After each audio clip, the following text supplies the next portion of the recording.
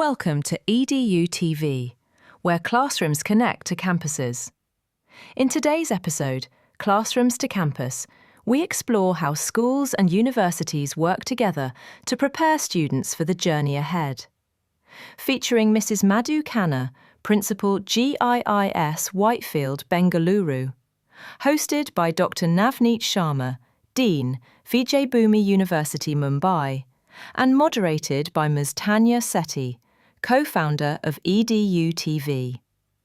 This is EDU TV, shaping futures through education. Hello everyone, this is Tanya here from EDU TV, and I'm delighted to welcome you all to today's podcast, which is on a very relevant and a very timely topic. Considering the board examinations are just near the corner, the topic for today's discussion is classroom to campus, making the school to university transition seamless. And for the same, we have with us two very important guests today. We have Ms. Madhu Khanna with us, the principal of GIIS Whitefields Bangalore, a passionate education leader who has worked closely with students, parents, teachers, and other academicians for shaping the strong academic foundation of students. From the higher education domain, we have Dr. Navneet Sharma with us, the Dean of the Catch Business School, Mumbai campus, who brings with him deep insight from the higher education space and how can universities support students as they step into this new journey of a college life. Thank you both of you for joining us today in this conversation, and we look forward to your experiences and discussion. Over to you, Dr. Navneet. Thank you, Tanyaji. And as we begin, we reflect every year in India, something very interesting happens. Students who have just finished their board exams, IBDP, A-levels, they are told, congratulations, you're now independent. But in private, many of them are thinking, independent to do what and how? Parents celebrate, schools breathe a sigh of relief, universities open their gates. Yet, between school and university, there is an invisible space, a gap that is not academic, but deeply psychological and pedagogic. Today, that is the central piece of our conversation. This episode is titled as From Classroom to Campus, Making the School to University Transition Seamless. And it's a great pleasure to be joined by Ms. Madhu Khanna, Principal of GIIS Whitefields Bangalore, a school leader who understands classroom, not just as a place of instruction, but as a space of becoming. Welcome, Ms. Khanna. Thank you, Dr. Navneet, and thanks to Mr. Pranav and Ms. Tanya for giving me this opportunity to speak on this topic. It's a real pleasure to always speak on topics which are close to your heart. And Dr. Navneet, you rightly said, moving from school to university is not just academic. It's actually a change, it's a social, emotional, and cultural change where students go from structured timetables to managing time, self-management. They move from teacher-led learning to independent learning and from constant monitoring to a personal responsibilities. So many students don't fail because they are unprepared intellectually. They struggle because the rules of the game change suddenly. And parents wonder whether I have made a right choice for the university for admission or the course for my child. And the expectation of parents, the expectation of the university, and the readiness and preparation from the school, all the three have to align for the success of the student. That's an important distinction, and you have very nicely articulated that the problem is not really ability. The problem is preparedness for ambiguity. That's where we have to understand.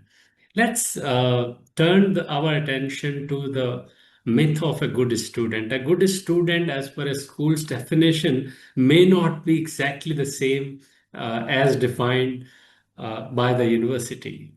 So let me take this challenge to as a deeply Indian idea. The idea of a good student. In a school, a good student is one who completes the tasks on time, follows instructions, scores well. That's how we look at it. But Ms. Khanna, what happens when such a good student enters university? What happens? Give us some insights based on your first-hand experiences. So, you rightly said, school success is often about clear instructions, frequent feedbacks, short-term goals, preparing for exams and, clearing those exams. Whereas university success is all about ambiguity, long-term planning, self-advocacy. And bridging this gap requires explicit conversations and not assumptions. So universities often assume, students will figure it out, but the first generation and disadvantaged students especially may not know even what questions to ask, because it's not about grades. It's They need skills which are different from what the school is preparing them over the 12 years of their academic life at school. So introducing or like we are the schools say that we prepare students for exam, but not for the learning without supervision. I believe that is where uh, you know it all matters. So sometimes, I'll just say that what happens is, once I heard in a student, first year student who came in the top grades from the school. So when he visited the school as an alumni, so within the few months only, he shared with me, I've never failed anything before, and now I don't even know if I'm doing it right, because nothing has gone wrong academically to the child, but they just weren't told how universities would feel. I think that kind of sums it up, that the gap between the school life and readiness for university has to be bridged. Absolutely. I mean, as a university educator, I can tell you that we tend to reward, are you asking uncomfortable questions? We reward, do you know how to manage your unstructured time? We reward, are you learning without constant validation? These are some of the university educators' points of view. And therefore, what I hear you loud and clear is there is a central question we got to ask: are we producing obedient learners or adaptive learners? I think that's something we got to reflect. This is an important question, not only for principals like you, but teachers, students, everybody who is listening to this podcast. Let me mention to students who may tune into this, if you're a student who has just finished grade 12, IB, A level, whichever board you are, universities will not ask, did you work hard? They will ask, can you work alone? Ms. Khanna, what are the three shocks in your assessment, student experiences in the first semester? Give us that slightly microscopic view of that. So okay, um, in for many students, university is the first time they've actually have had to manage deadlines, finances, relationships, and identity all at once. So students, often say that I thought struggling meant I didn't belong here. Anxiety and depression rate among university students is significantly higher than the general population of the same age, if they are not in the university. So in the first year is when the students are least likely to seek help, even though they need it the most. And these are normal stats. So normally students struggle, with the sense of independence which they get in the university, slowly dies down because they have to manage everything on their own. Suddenly they are expected to take certain decisions about their own self without much guidance from either parents or from the school or from the university professors. So when students arrive having never missed a deadline or managed long-term projects, universities feel like being dropped, like in a foreign country without a map. So, so doing independent projects before university report or getting the semesters done properly, I think that's one area they struggle with. Another area is the time management and self-regulation. which they need to learn if they have not learned yet. That's something which comes as a shocker to them. And many a times, exactly, um, the research skills, if they were not learned enough, independent research skills, critical thinking skills, or academic writing, these three skills, if they have not learned, it's very likely they are going to struggle in the university education. So that's both unsettling as well as liberating. Liberating for those in case you have been taught by the school how to think and not just to perform. But otherwise, for many, this transition can really prove to be unsettling. And so, therefore, let's now turn to principals and teachers who may tune in. Ms. Khanna, if school could do, let's say, a few things, let's say three things differently, what would they be as per you? Okay, so if a school has to prepare the students for the next step in their life, which is university education, so essentially they should expose the students to independent projects, Correct. and they should expose the students to failure and reflection. And this is a very, very pertinent, aspect of learning, that learning from failures and know how to, reflect on the failures and move forward. And essentially, even though times are changing, they should also expose them to lecture style of learning. um, Most of the or project based learning, which so they do some of the projects in school, but those are kind of guided projects. So independent projects, and time management and failure and reflection, these are, I think, the three skills which they need to know. And here comes the role of parents also. So parents can, shift from managers to supporters. So whether it is the mother of the child who's managing, every minute of the child, now you have to eat, now you have to study, now you have to go for your tuitions, or you have to play, whatever, and encourage independence while staying emotionally available. Many a times parents feel that my child is not prepared to move out from the house, go and work independently, or even travel for that matter. I know many Indian parents who would like to, um, go and support their child even for their travel arrangements. So that kind of encouragement is required from the parents, and also understand that struggle doesn't equal failure. So if somebody is struggling, I mean, it's a preparation for life. It doesn't mean failure. Correct. I mean, what you say, and to you and to all the school principals, as a university educator, what I want to mention is that as universities, we do not really want finished products from you. What we are wanting is unfinished thinkers who are curious, ethical, self aware. That's our expectation from schools.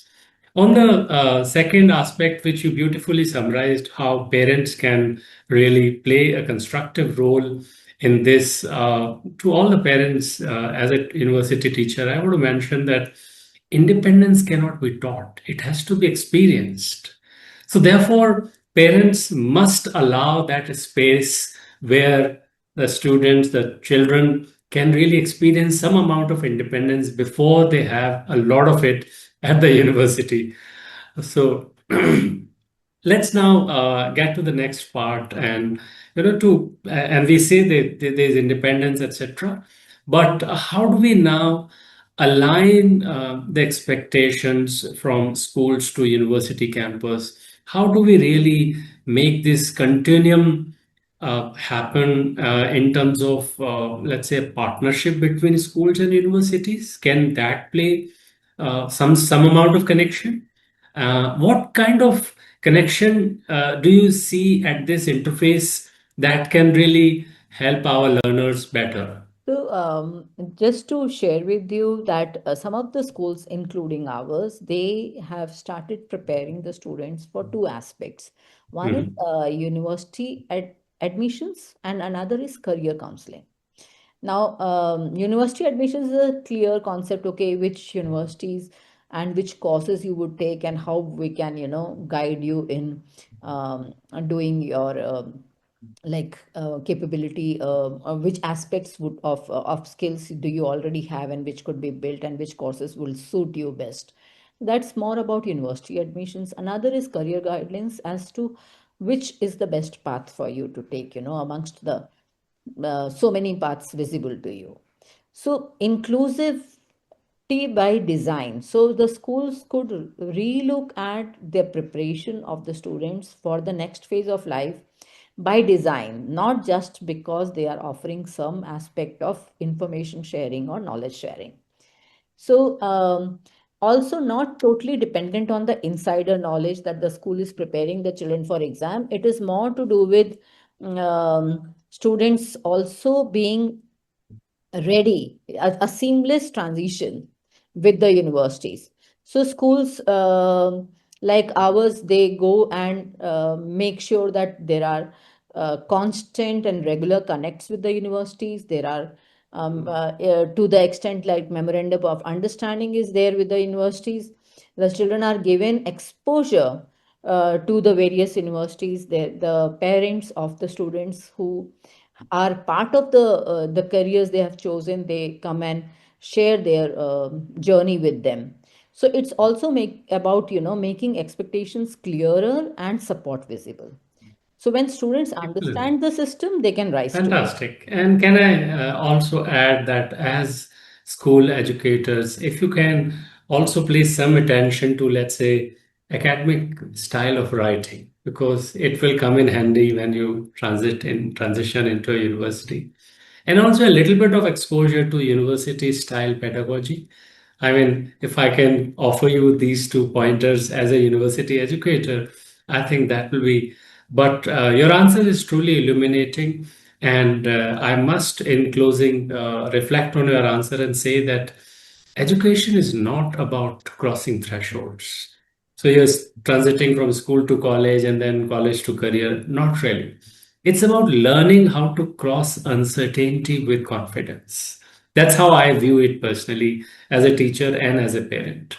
Ms. Khanna, thank you very much for reminding us that the real work of school is not to prepare students for exams, but to prepare them for freedom. That's Agree, that's totally agree. yeah. Totally And agree, to Doctor. every principal, teacher, parent, and student who is tuning in, the journey from classroom to campus can be seamless if we remember that education is not a race, it's becoming.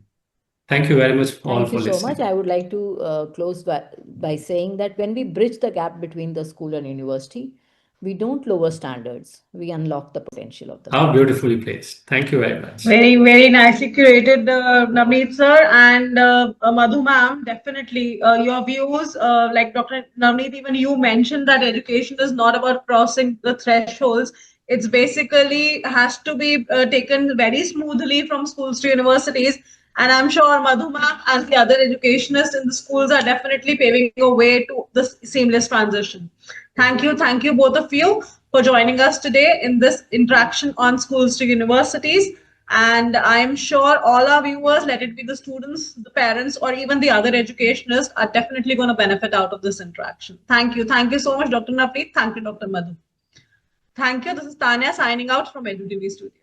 Welcome to EDU TV, where classrooms connect to campuses.